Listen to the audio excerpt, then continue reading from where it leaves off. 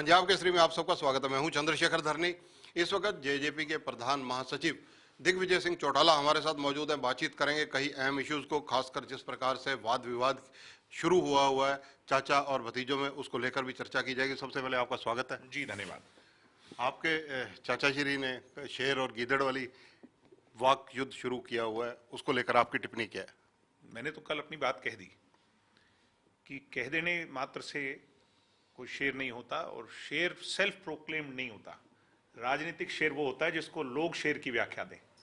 खुद ही कह देना कि मैं शेर हूं, तो फिर इस पर कच्चा चिट्ठा खुलना चाहिए, और जब खोल के नजर डालें उनके इतिहास पर तो वो घर के शेर हैं।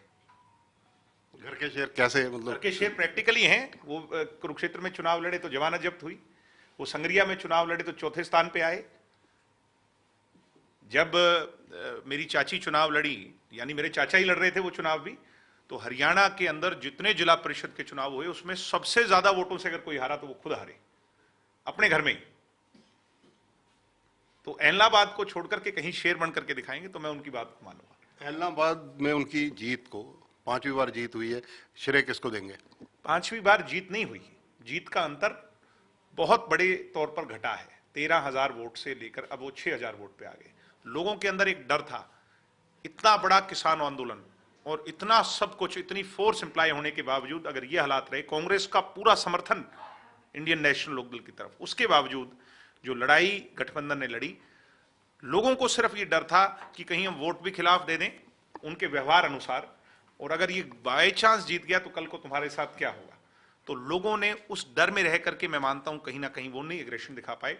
मगर अब जो ये 6,000 वोट की जीत है, लोगों को ये विश्वास हो गया कि अगली बार उस भय को हम मुक्त भी कर सकते हैं। तो मुझे पूरी उम्मीद है जो 3 साल बाद चुनाव होंगे, 2.5-3 साल बाद जब भी चुनाव होंगे, तो निश्चित तौर को ऐलनाबाद को हम भय मुक्त करेंगे। वो तो कह रहे हैं कि उनका इस्तीफा किसानों की जेब में है, अगर किसान कहेंगे तो दोबारा दे देंगे। तो उससे क्या फायदा होगा? अगर वो इतने कॉन्फिडेंट हैं, मैं तो किसान नेताओं से कहूंगा, क्योंकि अभी समस्या का हल नहीं हुआ, अगर वो इसी से हल करवाना चाहते हैं तो एक दफे और इस्तीफा दे दें, इसमें देरी ना करें। पर अभय सिंह चौटाला का ये कहना है कि कोविड भी खत्म हो गया, चुनाव भी जल्दी होगा। पर अभय सिंह चौटाला का ये कहना है कि पिछली बार से 8-10 हजार वोट इस बार उनके बड़े हैं। फिर गठबंधन के कितने बड़े हैं?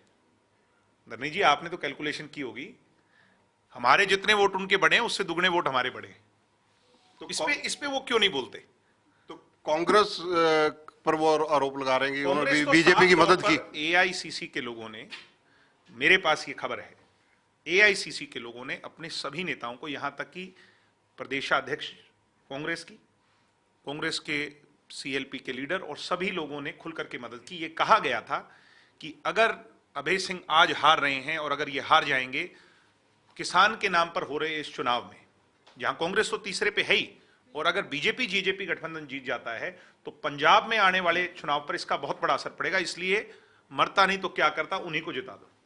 पंजाब के चुनावों को लेकर जेजेपी की रणनीति क्या है, और यूपी के चुनाव भी हैं, उनको लेकर क्या रहेगा? अभी गठबंधन है हमारा, वो उसमें हम बातचीत करेंगे दोनों पार्टियों के लोग, और जो भी फैसला होगा उस पर आगे बढ़ेंगे। अगले वर्ष में 1 अगस्त 2022 के आसपास 2 राज्यसभा की सीटें खाली हो रही हैं, क्या गठबंधन धर्म की पालना उसमें भी होगी? बिल्कुल होगी, क्यों नहीं होगी।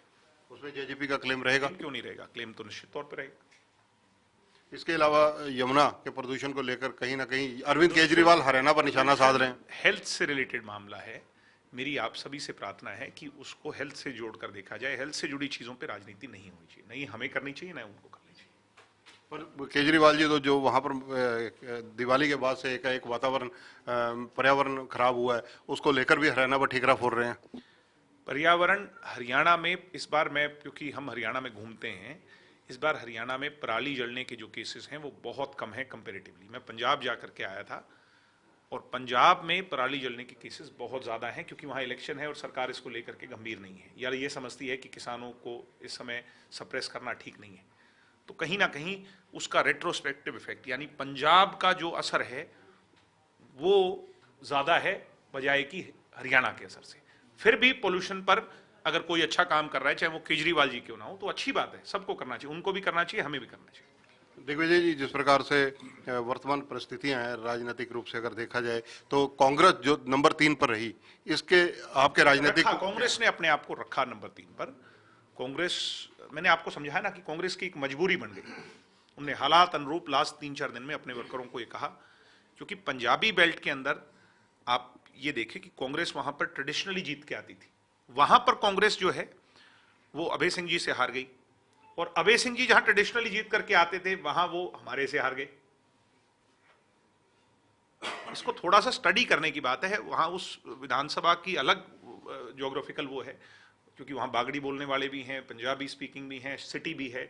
सिटी में हमें बहुत बड़ी लीड मिली, मगर पंजाबी बेल्ट में वो जो कांग्रेस का वोट शिफ्ट हुआ वो डलवाया गया। वो एरिया जो है आप तो बहुत अच्छी तरह जानते हैं, आपका अपना पुश्तैनी वहाँ पर एक तरह से एकाधिकार है, वो सारी चीज़ें वो नशे की लपेट में बहुत बुरी तरह से सिरसा जिले। नहीं, निश्चित तौर पर है, और उस पर हमारी सरकार काम भी कर रही है, और गंभीरता से काम होना चाहिए। वहाँ पर एडमिनिस्ट्रेशन, लोकल एडमिनिस्ट्रेशन, अब जो एडमिनिस्ट्रेशन है मैं उसकी वो करूँगा कि बहुत अच्छा काम कर रहे हैं। जेजेपी का स्थापना दिवस भी आ रहा है, उसको लेकर क्या रणनीति है? बहुत उत्साहित हैं सभी पार्टी के कार्यकर्ता। कल मीटिंग हुई जिसमें डॉक्टर अजय सिंह जी, निशांत सिंह जी, हमारे प्रदेशाध्यक्ष, सभी लोगों ने ड्यूटीज लगाई हैं। वो ड्यूटीज के अनुरूप हम लोगों को निमंत्रण देने अब जाएंगे। प्रदेश स्तर पर इसको लेकर आप कब से? बड़ी रैली होगी, ऐतिहासिक रैली होगी, और 1-2 दिन में जो प्रोग्राम तय होंगे उसमें हम जाएंगे।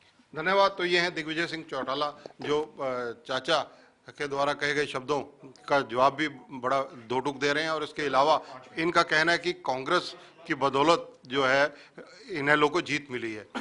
कैमरामैन संजय सिंह के साथ चंद्रशेखर धरनी, पंजाब केसरी टीवी, चंडीगढ़। हमसे जुड़े रहने के लिए हमारे YouTube चैनल को सब्सक्राइब करें और नई वीडियो की नोटिफिकेशन के लिए बेल आइकॉन को दबाएं।